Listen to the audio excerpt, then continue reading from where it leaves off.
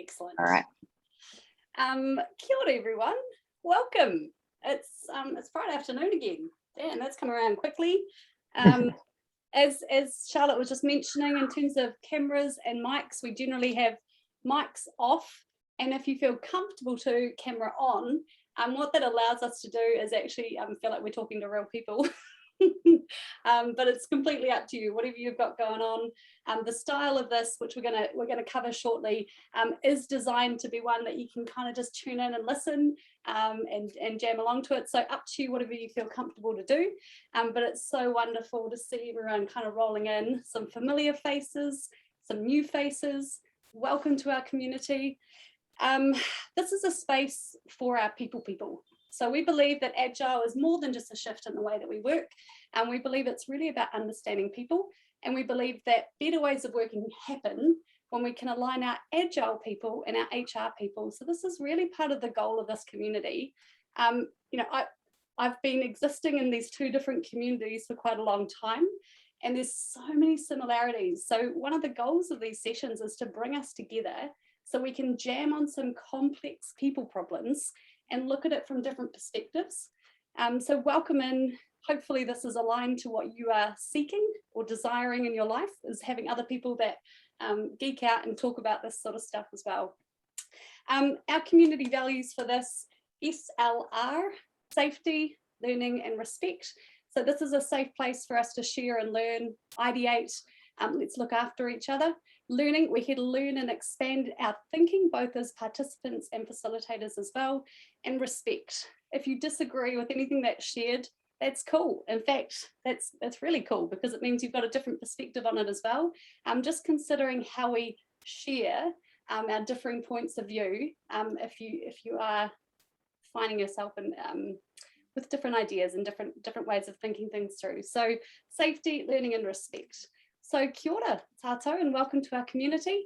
My name is Cheryl, called Cheryl Tukuingoa, and I'm incredibly passionate about this stuff. I'm on a mission to revolutionise and humanise the way we work, because I want people to be able to turn up to work and enjoy what they do. That's really what drives me. And most people I find in the HR community and the Agile community desire the same thing. So we're here at the moment to bring a new topic in, which is new for a lot of people, but it's also one that keeps coming up time and time again with our community. So the way that these events run is each month we get a vote for what we're going to run the next month, so what the topic is. So the topic is generated by the community, and this is the second time we've had this topic. So clearly there's interest, there's excitement, there's challenges going on. So I'm joined today by my wonderful, amazing, incredible, helps me keep my mind together when everything gets a little bit mad, Charlotte Hinton. Charlotte is our coach, Scrum Master and facilitator, and is a legend at leading teams to work together more openly and collaboratively. Charlotte, quick check-in question for you before we kick off. And I've got this in my hand. I came across this one today. I've been playing with it. What animal do you most identify with?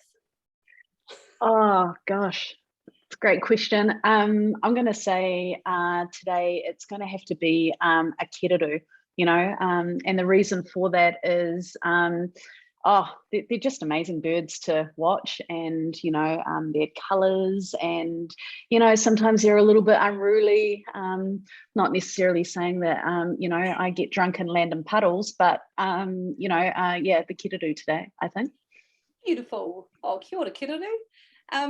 You're going to be supporting today. We're going to get shortly into our topic and our special guests that we've got. But just a reminder for the format of these, like the flow of these sessions, we're experimenting at the moment. I think this is about our third or fourth session that we've run in this way. So the flow is pretty simple. We open the mic for an hour on an Agile HR topic that was decided by the community last month. We intro in a guest speaker. We throw down an intro question to get us going, and then we open up Slido, which is where you can throw your questions in there, anything that you'd like us to talk about today. And the community, you get to vote. So you decide which topics and which questions that we're going to push to the top, and then we hold 5 minutes for each question to jam on that question. Now, if you ask a question that goes to the top, we'll offer you the opportunity, if you like, to turn on your mic and give us a bit of context around the question, and we'll jam on it. Cool. So just a note on this, if you've got any comments that you want to, like if anything lands for you and you're like, that's cool, I'm really digging this, feel free to use the chat channel in Zoom, just to put any thoughts or ideas that kind of come in. If anything is like landing, or again, if you respectfully disagree, you're more than welcome to share your thoughts and ideas.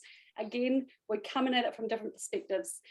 So finally, our goal for today is to ignite important conversations about complex people problems to open our way of thinking. It's really important that we clarify. We're not coming in here saying we know all the answers to all the questions and there's only one answer to it. We know there's not one answer to it. That's why we're all here. So we're going to share some perspectives and thoughts to challenge our way of thinking and perhaps bring in some experiences that we have that may help you look at things from a different lens as well. So I just always like to share that, because there is no one answer to this. There's a bunch of experiments that we've run, that other people have run, and this is our chance to sort of jam on these ideas and tackle these complex people problems. All right, before we kick off introducing our speaker, could we, Charlotte, share the Slido link just so everyone's... Yeah, already in the chat there, my friend. Yep. All right, so if you go into the chat, you can click the Slido link. You can see what's happening in there, and you can go in, add a question or questions. You're more than welcome to put multiple ones in there, and we'll get some voting going shortly. But before we do that, I'm going to hand over to Charlotte to welcome in our guest speaker today. Kia ora, Cheryl, thank you. And a massive welcome to Troy Hammond, who's joining us today as our guest speaker. When we decided, well, you know, when our community decided that this was the topic, yeah, Cheryl and I like, well, who could we pick? And I'm like, well, actually, I would love to hear from Troy, because Troy has a massive background, as you probably know, working to find the right talent for companies he's recruiting for. You may know him from Talent Army or Cultivate, so working alongside mostly startups who are scaling and really want to find kick-ass people to help them scale. So a massive welcome to Troy, and quick check-in question. Troy, what animal do you identify with? That's a great question. Hey, it's awesome. Well, I'm largely like a consultant, and so I would say I identify mostly as a chameleon, because I like to adapt to the situation that I'm in and change my color, my language, usually how much I can swear, to each situation. So that's what I'd say I identify as. Perfect. Love it. I love it. Excellent. Oh, well, thanks for being with us today, Troy. I'm going to flip back over to Cheryl now to kick us off with our first question. All right. Camilla, I love it. It's a good question, by the way, to start off. I have it on a little card. What animal do you most identify with? It's a nice way to learn a little bit more about people. So, Troy, we're going to kick off with a question. This question actually came in at a previous event that we ran on this topic, and it was top voted, but we didn't get to the question. And so I'm not actually sure if Tyler's here today. So Tyler put the question forward. We didn't get a chance to jam on it. We thought it might be a good one to kick us off. So again, if you've joined the call, if you want to go into Slido and add a question or two that you would love to put to Troy today or to us to jam on, feel free to go in there. And before I ask the question, I'm going to do a little check with our phones. Troy and Charlotte, should we do a 5-minute timer here? Because we're not always that great at sticking to our own little timer clocks. So I'm going to set all right. here. Setting now. Sweet. So the question that we're going to kick off on, what are some principles around approach to change as an org goes from a more traditional divisional structure to a cross-functional agile one? Thoughts, Troy? Cool, I'll just start my little timer there. Yeah, so I think I'll frame all the questions in that I own an HR company. I'm not an HR professional. I own a recruitment company, and both companies deal with startups. And so a lot of the work that I've done in change and helping startups, because they evolve and change so quickly, has a real startup lens to it. And so I'll probably talk to that. And by default, that is variances of agile, you know, as they grow. And so, and I've worked with a lot of corporations that have gone from more traditional environments to agile. And so I think that the most important thing around change for me is that I really love Kotter's 8 steps, if everyone's across that, in terms of change management. I'm a big believer in those. I think they're years old, and if you haven't seen them, go and have a read. They're really, really good. But change should be, the biggest principle for me, it should be leader-led. And so if you look at some of the most inspiring leaders that I've seen that have gone and done a big agile transformation, they've come from the top. And so it should definitely be leader-led. The second thing is, and I think this is what a lot of companies that I deal with and recruit with over the years have struggled with, is that organizations do change.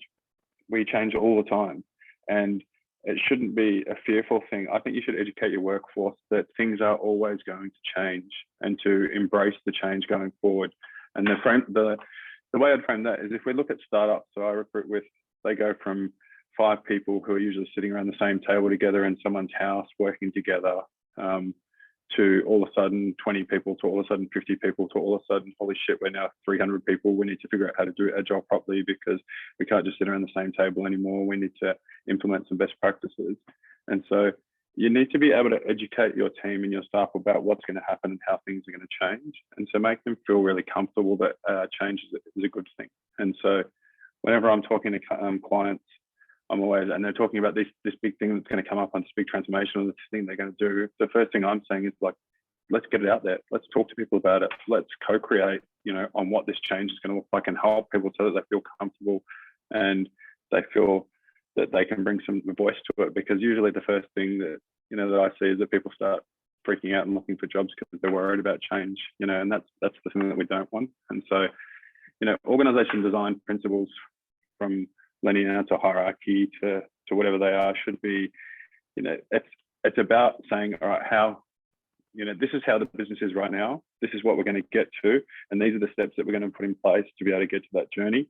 And so it's almost taking an agile iterative approach to get there. And so, there's very few companies that I've seen that have done huge, big agile transformations, extremely well. We all fuck it up in some variants, right? And so it's, whether it's capital A agile, whether it's lowercase agile, whether it's fragile that we're doing. And so I think the most important thing for me is to educate your teams, and to talk them about it and make them feel like they're comfortable about it, to make people really care and understand what it is and how, and giving them that news up front.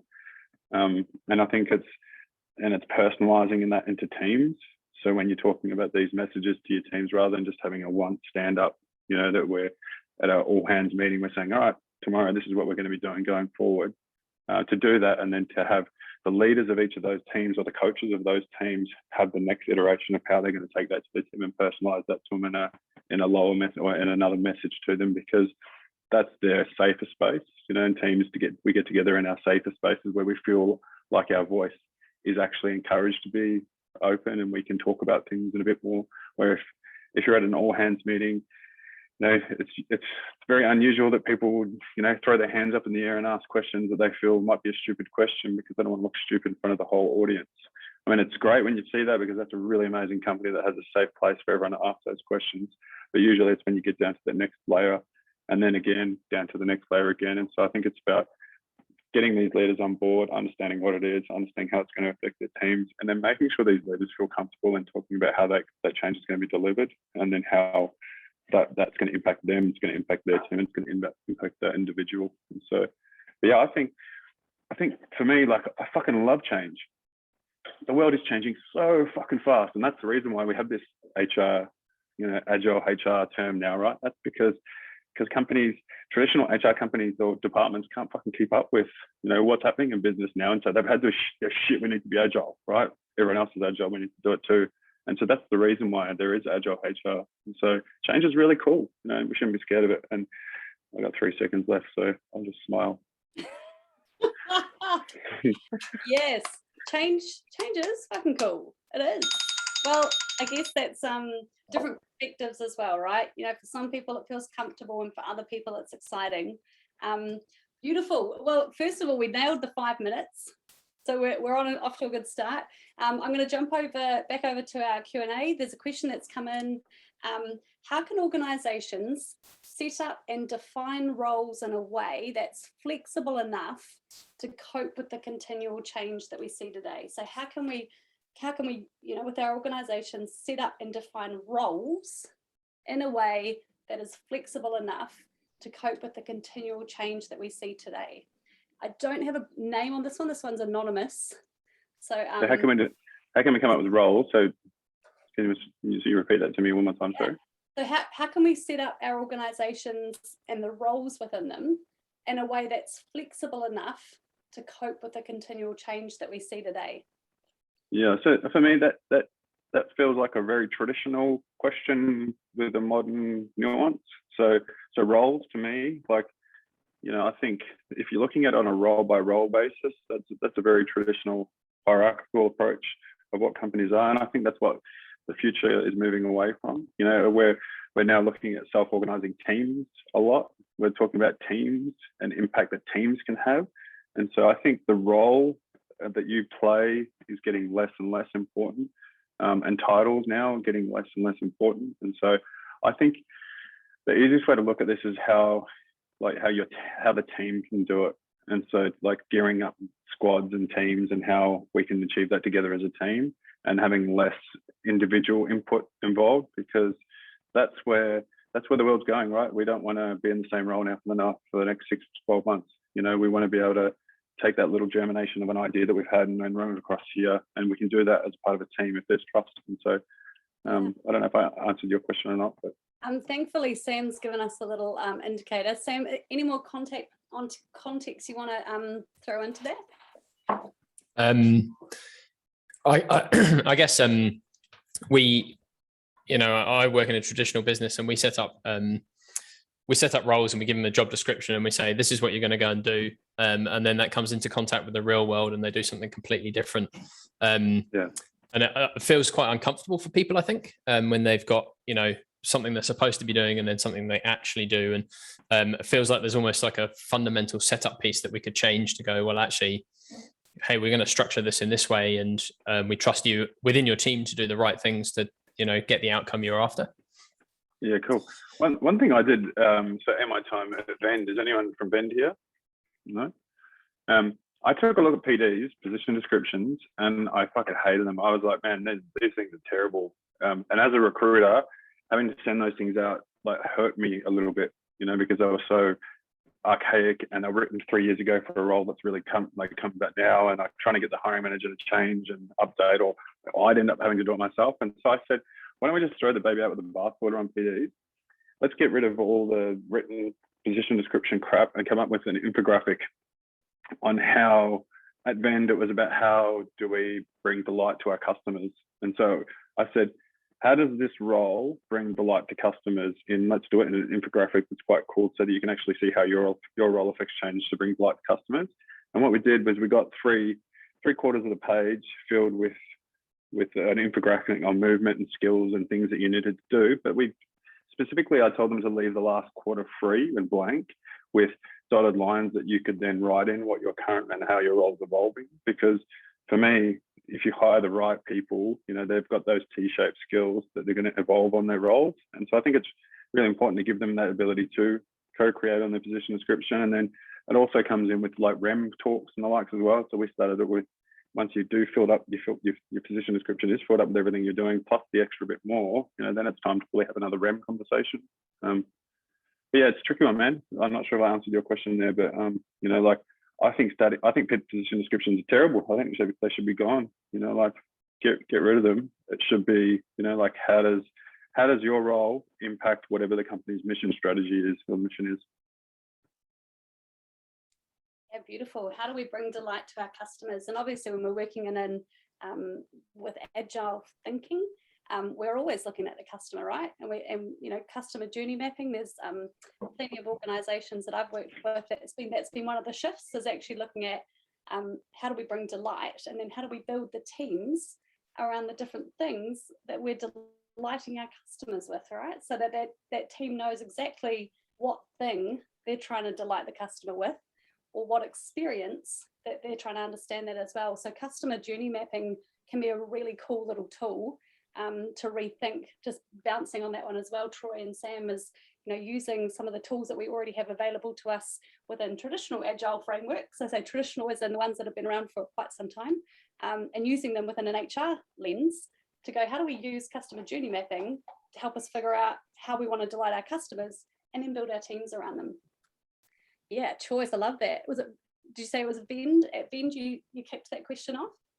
Yeah. It was good. It was good fun. And I think, that's the hardest thing, right, about HR going agile, and like all these little questions, like especially with that one, right, is that traditional HR can't dictate anymore, and they have to just trust that these self-organizing teams are going to be able to get on and do these things. And so when you break it down by role, position description, it can be a lot tougher to change that mindset. But it really is trying to get leaders to understand that it's about building trust, so that you have these, self-organizing teams and not necessarily this one person, Oh, the T word. I reckon it only took us how many minutes to get, it always appears in the, maybe an answer to the principles question that's in there, right, Troy? Having trust as a core principle of this stuff. Yeah, indeed. Cool. All right. I think it was 5 minutes. We kind of got the timer on that one. Thanks, Charlotte. All right. Jamming over to Harry. So in a startup scaling to a more mature organization, how do you identify markers to create more structure and clarity without losing the magic of a startup environment? And I think Harry's there. Did I capture that? Any context? That's a great question. Add in there, Harry, before we start the timer? Yeah, so context for us is a Rotech startup in Hamilton that grew from 11 people pre-COVID to 45 now. So for us, and kind of in my role, it's about trying to create kind of structure and clarity and direction in terms of mission, vision, values, and really trying to navigate the balance between having that clarity and bit of direction as we take on new people and scale internationally, without losing that magic that we had when we were just 10 people and you could just sit around at a table and just make stuff up. Yeah, well, I think I'll give you my view on this.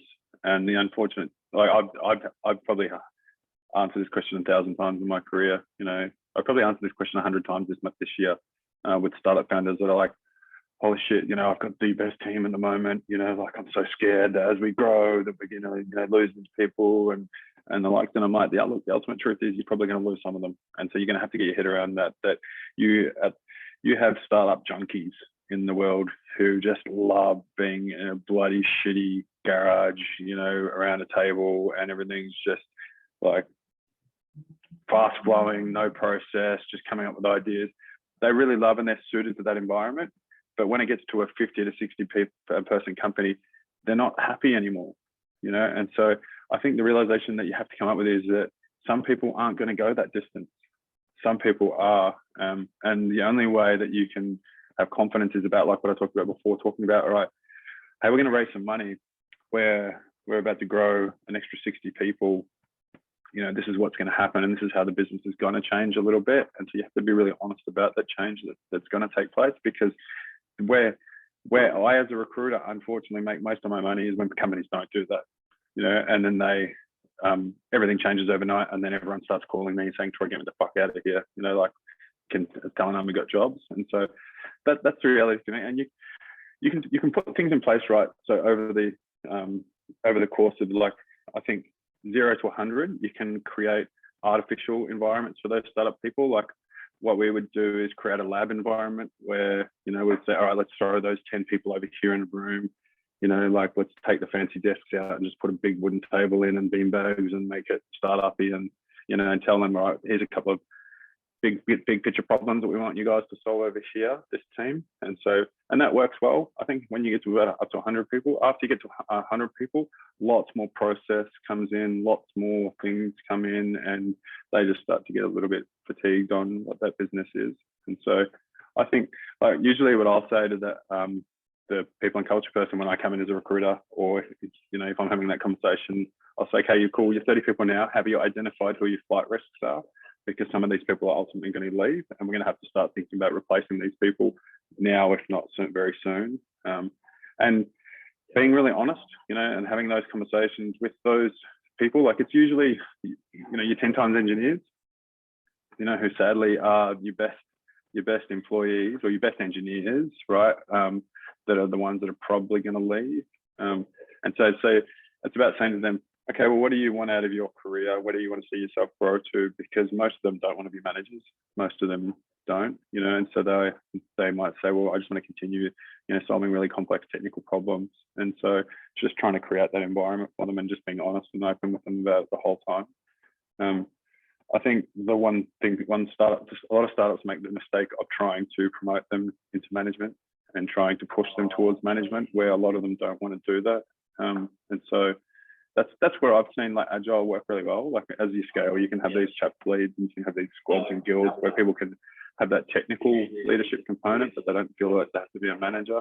But yeah, I'd love to give you a different answer to this, man, but the reality is people are going to leave, it's going to change, the environment's going to go. The environment changes amazingly from 3 people to 10 people, right? It changes full on, and because you're like, holy shit, we're not working out of my house anymore. We have to get an office, and in that office we have to do this. And then 10 people to 30, it changes again. And so there's some really good blogs out there that talk about that, what the culture's like and what the business is like at those stages. And I think the ones where I've seen a lot of success is founders are talking from day one about this is what's going to happen next. This is what's going to happen next. And Mel Perkins from Canva is the best at it. Like, read her story 100 times if you can. She's been talking to her team from day one about how things are going to change. That's me, 5 minutes. Awesome. Yeah, that's a really, again, all of these thoughts and ideas we're sharing are from different perspectives to some complex problems, right? The goal of these sessions is that we throw in some different ideas and some different perspectives. There is no one answer to any of these questions, but loving the questions that are coming in. We are shifting gear now. We've got a question from Anna, and the question is, do you reckon the new way for talent management will have to be a repository of competencies and skills rather than roles if collaboration is the lymph? So Anna, do you want to give us a little bit of context on that? Yeah, I hear talking about, how competencies and skills, even in those multifunctional teams, are more relevant than roles. So what do you bring to the table is actually what matters. So I wonder what that is going to mean in the future for talent management and resourcing. So yeah, that's my question, if it makes sense. Well, I think, I get your question. It's really pertinent now because we're in that future right now. We have the biggest talent shortage in New Zealand's history right now. And so it is impossible to hire a candidate with all the skills. It's absolutely impossible. So what we're doing now is we're saying, all right, well, let's look at the overarching team structure and say, what are we lacking for in this team? And I'll preface this by saying, obviously you have a need to hire that role. So like if I'm looking at hiring a growth marketer, to like lead generation and build, then obviously there's a lot of competencies there that we have to find, right? However, when you break it down, like with Longman Jacquard and Sarah, what are we actually really going to be able to find? What are the absolute key competencies that we're looking for? You might say to yourself, okay, let's frame those out, look at those key competencies, and then say, these are the 3 that we absolutely need. Do we already have that in the team? So you might say, well, actually, we have an overabundance of strategic thinking in this team already. And so we probably don't necessarily need that in this role, even though that's the sort of stock standard competency that most people ask for. So let's pull that one out. And so it's definitely taking, like I get clients come to me all the time and say, I want a unicorn that has 2 horns, and they have to be a chameleon as well, so they change colors going into the situation, and I've got $8.50. What can you get me? And so that's the question that I get every single time as a recruiter. And they're like, come on, you're a startup recruiter, Troy, you can do it. I'm like, okay, cool. But let's break that down a little bit more. So let's understand what's the persona of the person that you're looking for first. What's the persona of the person that you're looking for here? And then they'll say, okay, I'm looking for this. And then I'll say, okay, out of those 50 requirements that you give me, I only want you to give me 3. I only want 3 because it's impossible for us to find those 50 at the moment. What are the top 3? And so I find that when I talk to those hiring managers and change their thinking to say, give me only 3, it changes their whole perception and all of a sudden on what that role is, or the, you know, the competencies that they're looking for. And so, you know, they might say, well, actually, you know what, we don't have anyone with any experience whatsoever using HubSpot. And so that's probably the only real thing that we need on this, you know. And so, and then I might say to them, well, actually, so rather than looking for this 10+ year veteran, we've now gone to a probably 2 to 3 year person. So we can actually look in this whole remit now of people that you're looking for. Or you might say, they might say, okay, well, you know, let's find someone a little bit cross-functional here. So it would be great if we can get that, but also we're lacking on this one here. And so I might be able to say, all right, well, you know, let's maybe look at that role first versus this role, because that role wouldn't necessarily bring that. So I think it's just thinking of the team structure and thinking of the way it is. If you've got that luxury, some startups you don't, right? If I'm dealing with a really super early stage startup who needs a salesperson, right? You know, their first salesperson, I can't say to them, oh, let's laterally think this and you can hire an engineer. You know, they just say, fuck off, Troy, you know, I need a salesperson. And so, but I might say to them, okay, well, we're not gonna be able to find a salesperson who's got SaaS experience, who's got HubSpot experience, who's got this, who's got that. But what are the core competencies that you're looking for? And they might say, well, we're an agricultural software as a service company. And so I might say to them, so if I find someone from the agricultural industry that can come in that has a lot of those customer experience skills that you're looking for and empathy for the customer, you know, that's probably lighter on experience in terms of sales, you know, that might work for you. And then they'll say, yeah, that's actually going to work. And so, yeah, that's, you know, if you ask any recruiter, that's probably the biggest pain in the ass thing that we have to deal with, is that, you know, unrealistic expectations, and in HR as well, right? You know, like how we're going to find this person. And the reality is that right now, the market that we're in is the toughest ever to find staff, to find people. And so you have to think about it holistically as a, all right, we're not going to be able to find that person. So what skills, you know, competencies are absolutely important and what aren't so important, and what can the team, how can the team, someone might mentor this person here. And we've got one now at the moment with one of our clients where we're putting a person into the role only because we know that mentor over there is going to be able to kick in and activate those skills that this person has.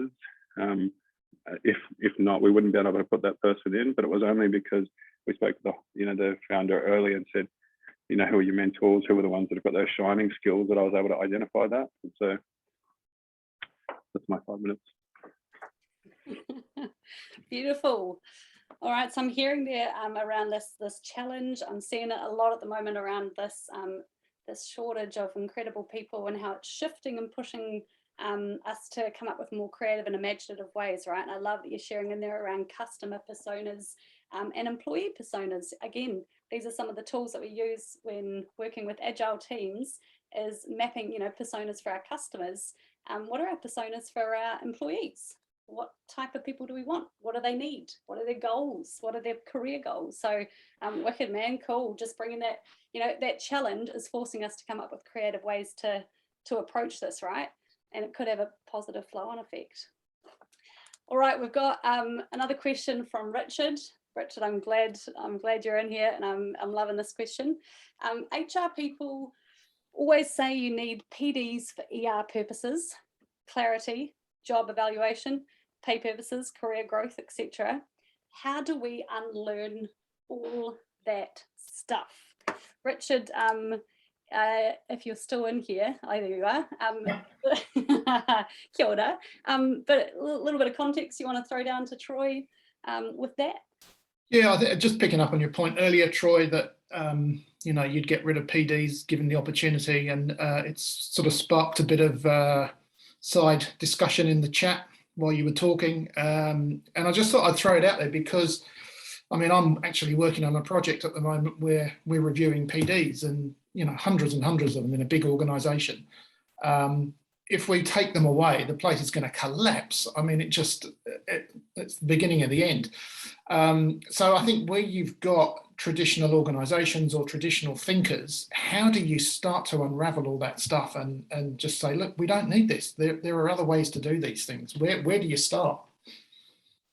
Yeah, well, this is a big thing at Vend with what we did, was getting the lawyers involved if we really could do it. I used to find that all my crazy ideas got the lawyers involved, but this one in particular. So there's fundamentals that you have to have on any sort of form of PD. You have to have legally, unfortunately, some sort of PD position description, but it doesn't need to be traditional, is I guess what I was trying to get to. And I think the really exciting thing for me is, and I think you and I were talking about this recently, like is having a live, something that's live, you know. So if you go into your company profile of employees, you know, and having like PD's house there, that's where I would love, you know, so that you could, you know, pull blocks in and change your position description, you know, as your role's evolving. Because I mean, the reality is, like, for me, if you've been in a job for 3 months, your PD is gone. You know, your PD is pretty much old and historic. And as a recruiter, I don't even care if you send me a position description. I don't even care to read it. You know, if I'm the honest truth, I want to see the skills and experience that you're looking for, but I'm going to ask you for that anyway. The rest of it is fluff. And so I don't know if I'm answering your question here, but maybe there's the thing that we had at Venn and what we got to with lawyers, we had a company position description, and which listed a lot of the values and misconduct and things that you had to, you know, like all the things in the role that you had to do, an overarching one. And then at the bottom of that, it said, please see to your individual how we delight customers, you know, for your own growth. And so that was the only way we got around it legally, to do the infographics. But yeah, I don't know if I'm not the right person to answer that question, Richard. I'm not, you know, not a lawyer, but I think the world is changing so fast. Like it is changing so fast that if we're not too scared to have these conversations, it's not going to change, and those organizations are going to get left behind, unfortunately. You know, like, how many times have you walked in as an HR consultant to a company that no one has PDs? You know, like most companies don't. Most companies, like, no one gives a shit. You know, if I said, you know, like most employees, if I said to them, "Oh, what's your PD?" Said, "I don't even know." I think they sent it to me when I got my contract, but I haven't looked at it since. And you only ever look at a position description when you're evaluating a job, or when you're evaluating if you can sue your company because you weren't doing, you know. So that's pretty much the only times that you look at them. And so I don't know. I would encourage you to say, well, how change the question to we definitely need PDs for ER and how we can get away with it, to say, you know, how can we get away from ER by locking PDs to ER, you know. And I don't know. What do you think, Richard? You've got some. Well, yeah, it's interesting. I mean, I've been having this discussion a lot recently, and I think someone can correct me, but I think the legislation only says that you have to explain basically what the duties are. It doesn't mean you have to have a big PD, but we automatically go to the PD default. And I think, you know, because performance is changing as well, and how we manage performance, it's all about outcomes. So as long as you've got, you know, you can articulate what the outcomes are you need to achieve in that particular period of time, that's your job description, really. That's what you're doing. I think it's hard. Like, I agree with you that I'm just trying to laterally think there now about how you could do it, but it'd be really sorry, go ahead.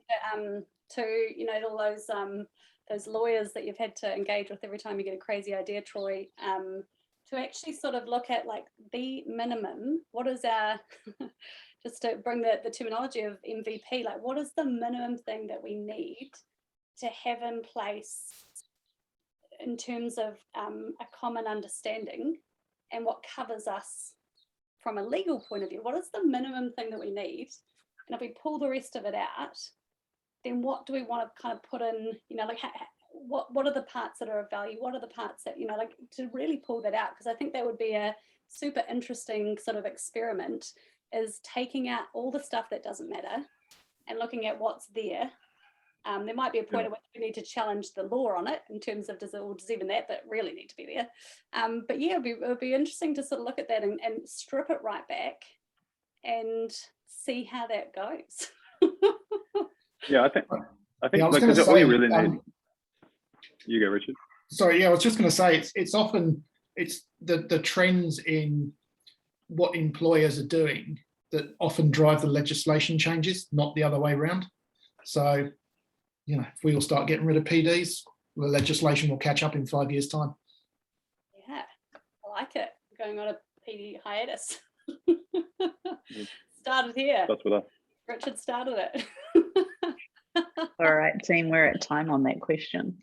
Beautiful. All right, I'm going to jump back over. But as a reminder, if you are cruising in, we are jamming on the topic of organisational design, career paths and roles. We've got a question in here. I think is Nika, is this your question? In your experience, where do you see the most friction in HR practices as teams scale? So this again, this will be your domain, Troy, in terms of with these startups, when you're starting to scale, where is the most friction? Niha, is it your question? Yep.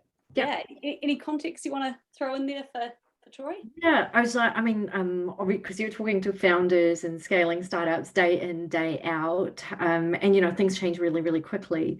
Sometimes I find the contrast, you know, like large corporates are trying to be more like startups, but then the startups have got those growth pains. I'm just really curious, really building on what Richard was talking about, you know, based on what you hear, what you see, where do the HR practices, where do they become a blocker? You know, what are founders saying? Where did they kind of get in the way? Yeah. Really interesting question, right? So someone asked me this question this morning, you know, and I'll preface this by saying, you know, like, how do you know when like an HR team is the most, you know, is successful, you know? And I said, there's no real answer to that other than everyone's not scared to fucking go and talk to HR, right? Like everyone will just go to HR and feel comfortable, and that's their safe place where they can go.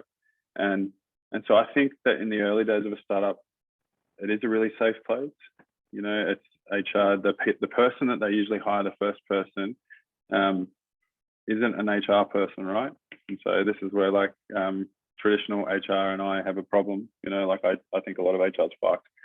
So traditionally, then an HR person, they're more operation or like caring people heart person that's just been hired, and then what usually happens is that they just develop this great heart for the company, and people feel warm and trusted by them, and so they come and see them, and then this person starts getting, oh yeah, I love this people and culture malarkey, I might continue this, and then they start learning it, and then the company starts growing.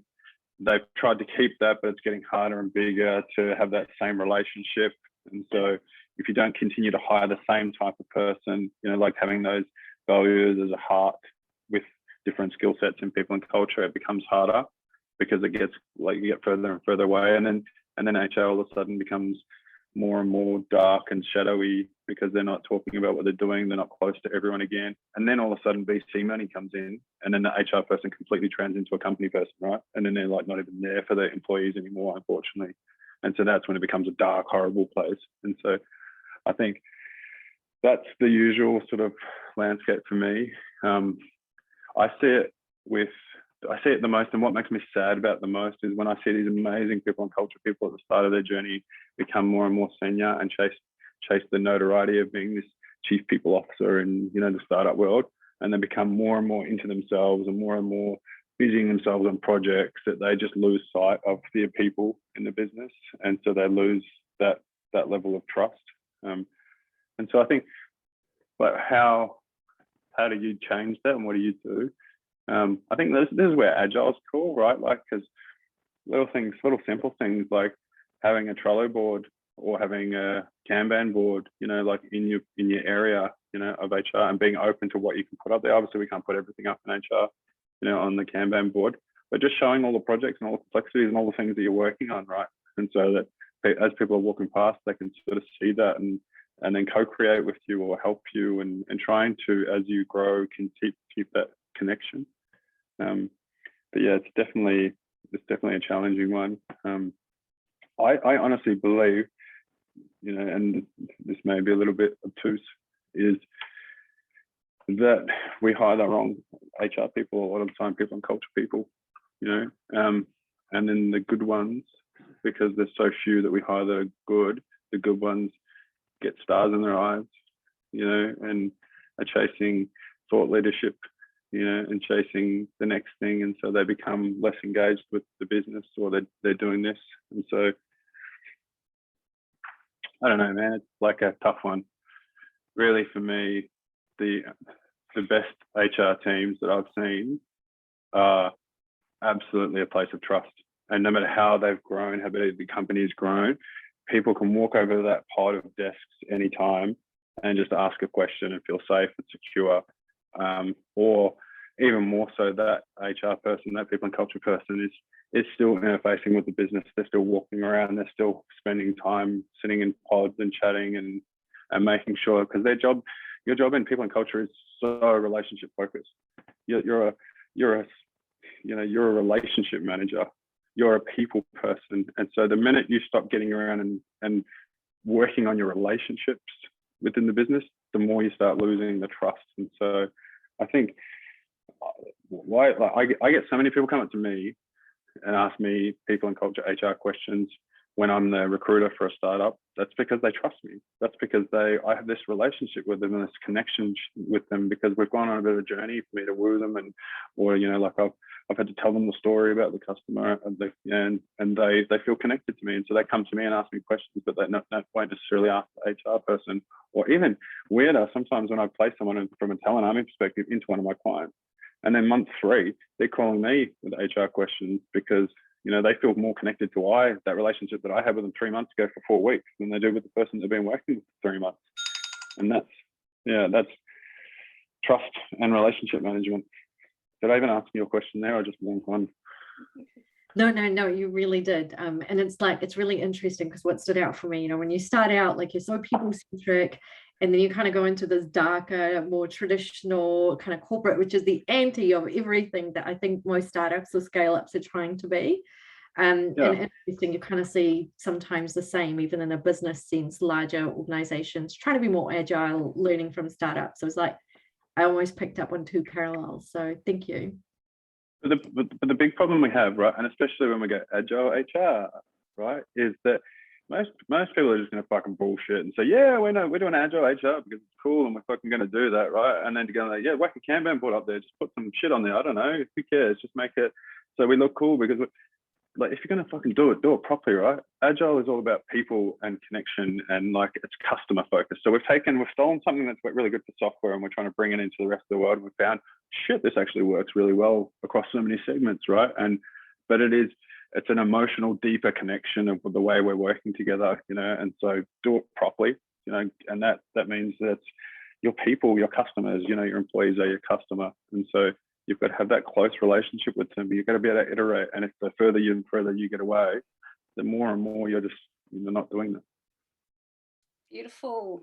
The word trust is coming back in there. I love it. The best HR teams are a place of trust. Awesome. We've got, I think we've got time for maybe one more question, and the top voted that's here at the moment requires a crystal ball. So we're going to ask you to channel in your future predictions based on the world that we're seeing at the moment, based on our empirical data and our experiences up until now. This is coming from Charlotte. If you had a crystal ball, what do you see happening in the recruitment space in the next 12 to 24 months while COVID still challenges us? So what do you see happening in the recruitment space for the next 1 to 2 years for us?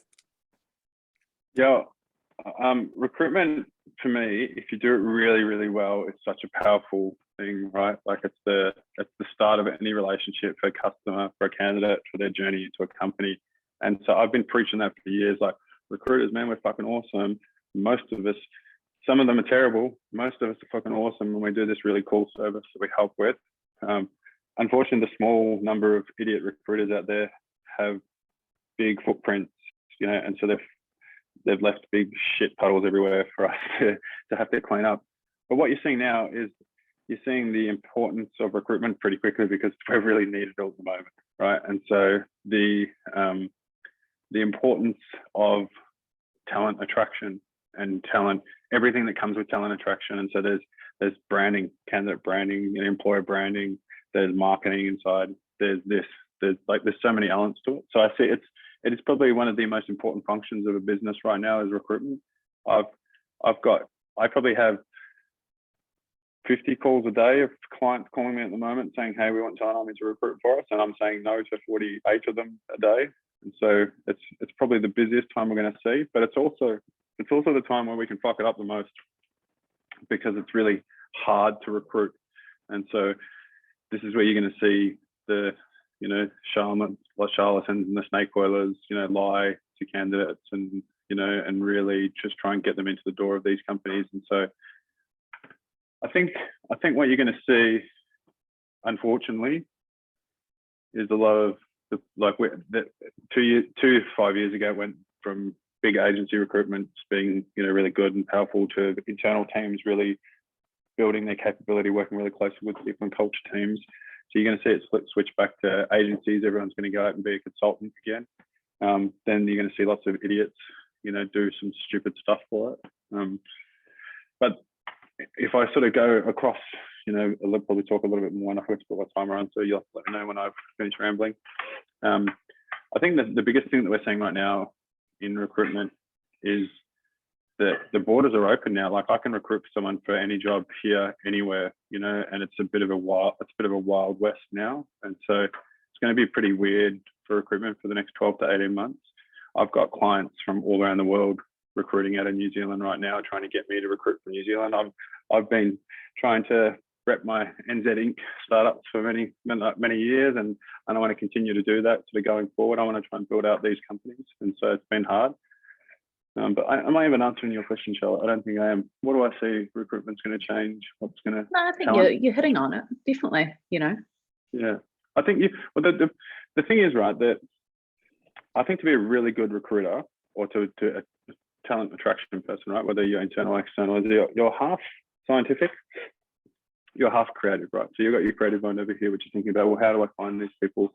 Where do I go? What do they do? What do they like? What's their persona? How do I reach out to them? You know, and then you've got your scientific brain around what's the method of finding them? Where do they live?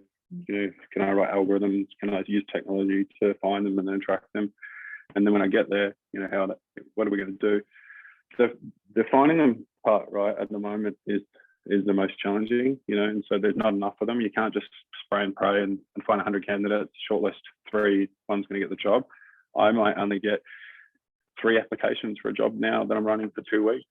And so the creative part of my brain really is where I'm doing the best work. And I think that's where Talent Army has been very successful over the years, is that we won't take on a client if we don't have that empathy, that we feel a connection to them, and we won't take on a client if we don't feel like, I want to send people there. You know, like I don't feel shit about sending people there. I'm not like, yeah, it's a great place except for that one shit thing. You know, like I'm not going to take on one of those clients. And so for me, it's really easy to tell the story of that client and say, let me take you back and tell you the story of why this company started and what the problem they're trying to solve is, because it really leads to what this role is all about. And that's what you'll usually hear every time I'm on a phone call to a candidate is, let me tell you the story of this customer and talk about how this has come about, because it'll really come into like what this role is. And so storytelling at the moment is really, really important. And I think you're going to find that recruiters are getting closer and closer to their customers. You know, we've got a company at the moment who is sharing all their internal docs with me, you know, like everything, because they just want me to know as much as I can about their company. And that's this relationship, you know, for me, it's been the best onboarding relationship I've ever had with the customer, because, you know, they get it from the start. They get that we're a true partner, and they're a partner of ours. And so, yeah, I think it's going to be a really interesting and challenging time for recruitment. And then when the borders open, it's going to be like fucking Wild West. Totally. Yeah. Awesome. Hey, thanks, Troy. We've just hit 5 minutes on the dot as well. Oh, there we go. Yeah, cool. Awesome. Well, we're 4 minutes away from closing out the room. This has been incredible. I know there's been, I'm just loving watching people. There's a lot of nodding. There's a lot of like, yes, exactly what I've been thinking. So you've been hitting the mark. I love, you know, outcome-based responsibilities. How can we kind of MVP some of these job descriptions? Is the entire organization going to fall apart if we pulled them out? It'll be interesting to see. The best HR teams are a place of trust. The word trust keeps coming up, and I think it's a really nice takeaway. I'd love to challenge everyone that's here with us to think about kind of one thing that's landed for you today. You know, what's a takeaway, and something that perhaps a question you've got in your mind, It might have been something that was shared. Anything that's come up for you today, would love to, if you want to use the chat channel, just to share any insights that have come up for you. It's always really helpful for us to understand what things are landing. I'm also just going to quickly open up our little feedback poll just to get an idea again. Every single month we're checking in. Is our content of value? Are our session times, does it work the right time of day for you? And we use this feedback to keep adapting and iterating on these events for you as well. So I'm just going to open this up. There are 5 questions, I believe, in there. If you have a moment to just give us your thoughts and thinking on that, it helps us keep responding to what you need. As a reminder, we've got a final question there. We've had a few people contact us wanting to do more open collaborative conversations. It's something that Charlotte and I are looking at holding some space for. So again, if there's interest, we'll take a look at it. If there's not, then we don't. We bubble the most important stuff to the surface and we work on that.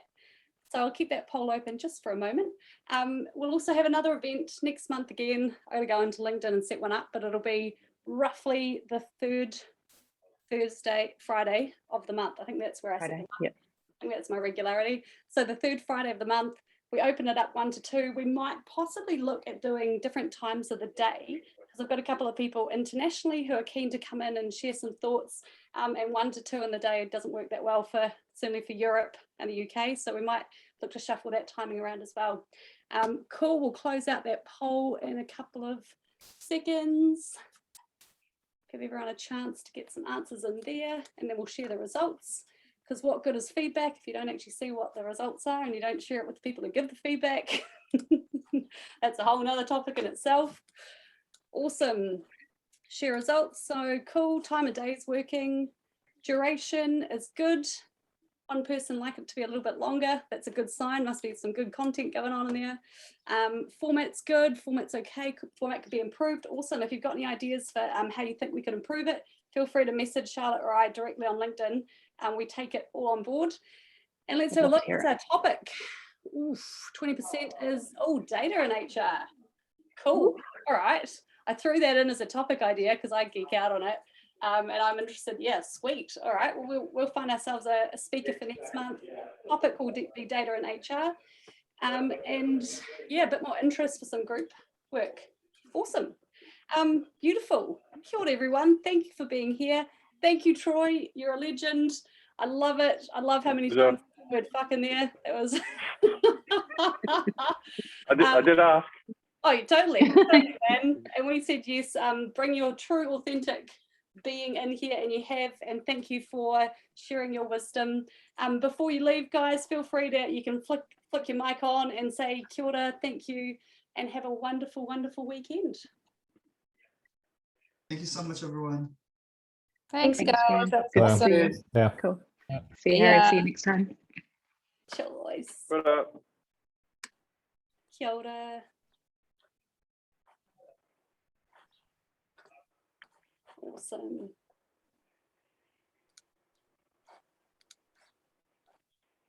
Bum, bum. Hey, Kirsty,